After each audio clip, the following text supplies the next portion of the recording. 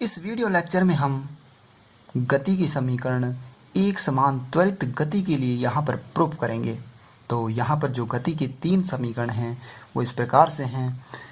Equation of motion v equal to u plus a t, x equal to u t plus half a t square और v square equal to u square plus 2ax। ये हमारे पास तीन equation of motions हैं, इनको हमें proof करना है। तो इनको प्रूफ करने के लिए हम क्या करते हैं, सबसे पहले हम पहले इक्वेशन को प्रूफ करते हैं। तो यहाँ पर एक समान त्वरित गति के लिए हम देखते हैं कि एक समान त्वरित गति के लिए जो त्वरण होता है एक्सेलरेशन, उसकी डेफिनेशन यदि हम देखें तो a इक्वल टू होता है dv अपॉन dt, अर्थात जो त्वरण होता है वो वेग में परिवर्तन की दर, rate of change of velocity with respect to t is known as acceleration। तो यहाँ पर जो एक्सेलरेशन a होगा वो dv अपॉन dt होता है। तो जो dv की वैल्यू होगी वो a dt हो जाती है।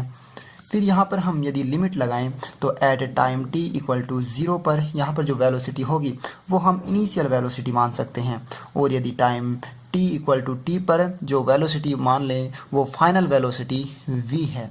तब यहाँ पर हम इक्वेशन का इंटीग्रेशन करते हैं। Then integration of above equation, इस इक्वेशन का a इस dv equal to a dt, इस इक्वेशन का हम यहाँ पर इंटीग्रेशन करते हैं। तो इंटीग्रेशन कुछ इस प्रकार से आता है dv equal to a dt, और लिमिट यहाँ पर लगा देते हैं हम, यहाँ पर हम लगा देते हैं वेलोसिटी की लिमिट u से v तक, और यहाँ पर लगा देते हैं हम टाइम की लिमिट 0 टू t। फिर इसका जब हम इंटीग्रेशन करते हैं तो इंटीग्रेशन करने के बाद और लिमिट लगाने के बाद हमारे पास इक्वेशन आती है v minus u equal to a2, और इस प्रकार से यहाँ पर पक्षांतरण करने पर हमारे पास जो equation first equation of motion आती है वो आती है v बराबर u प्लस ए टी। यह गति का प्रथम समीकरण कहलाता है। इसी प्रकार से हम यदि गति का दूसरा समीकरण देखें तो गति का दूसरा समीकरण जो होगा वो इस प्रकार से होगा।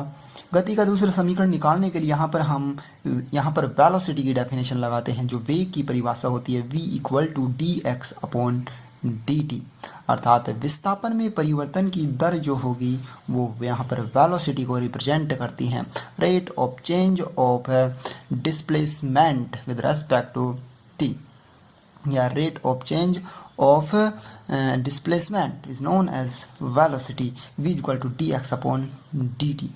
तो d x is equals to v d t हो जाएगा यहाँ पर, और यहाँ पर v की वैल्यू हमने ऑलरेडी निकाल रखी है। v is equals to first equation से motion equation first equation of motion से यहाँ पर v की वैल्यू हम रख सकते हैं u प्लस ए टी। फिर यहाँ पर इक्वेशन रखेंगे तो हमारे पास इक्वेशन आती है d x is equals to u plus a t d t. फिर से यहाँ पर हम इसका इंटीग्रेशन करते हैं और लिमिट लगाते हैं। यहाँ पर हम x की लिमिट लगाएंगे 0 टू x और टाइम की लिमिट लगाएंगे 0 टू t। यहाँ पर लिमिट लगाने के बाद में हम इसका इंटीग्रेशन कर देते हैं, और इंटीग्रेशन हमारा कुछ इस प्रकार से आता है।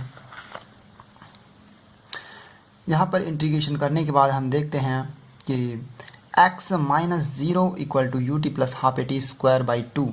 फिर हमारे पास ये इक्वेशन आती है पक्षांतरण करने पर x is equals to u t plus half a t square. ये जो इक्वेशन है ये गति का दूसरा समीकरण कहलाता है। This is the second equation of motion.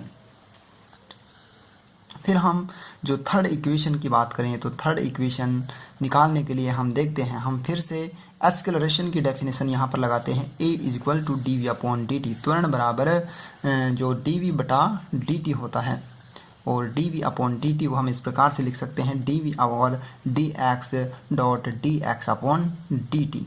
D v upon d t को हम ये लिख सकते हैं क्योंकि डी एक्स से डी एक्स कैंसिल हो जाएगा और फिर से हमारे पास d v upon d t ही रह जाता है।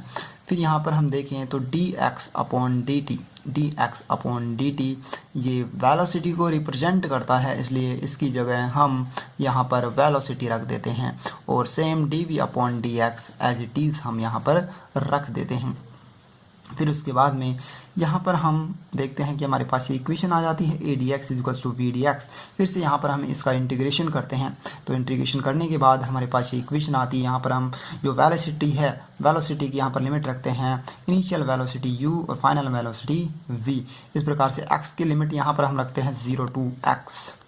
फिर इसका इंटीग्रेशन करने के बाद इक्वेशन हमारे पास आती है, और इस इक्वेशन को सॉल्व करने के बाद में हमारे पास जो फाइनल इक्वेशन आती है वो आती है v square equals to u square plus 2ax।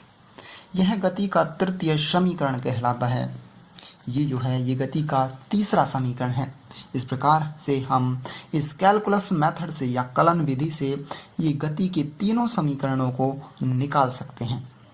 Thank you.